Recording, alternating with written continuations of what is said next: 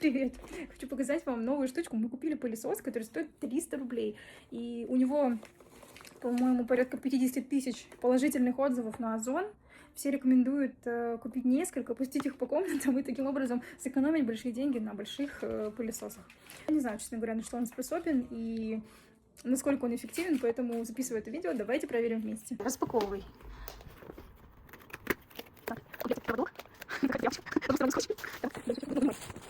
Та-дам! Привет, я твой помощник. На лайк.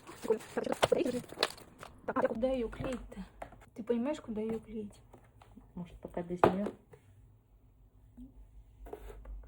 А, тут написано, что одна батарейка, смотри. Ну да, Или не одна? Нет, две. оригинально. Но работает одна. Не, одна, Так, одна. а эти штуки, они как, просто Да. приклеились?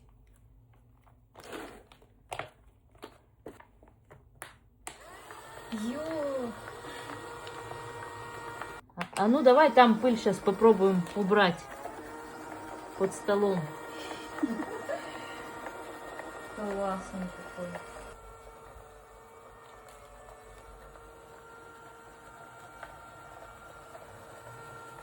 Открывай. Я не открою. Открывай.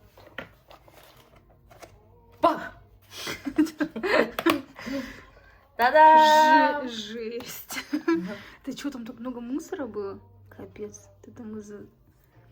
Класс. Ну, блин, для детского робота офигеть неплохо.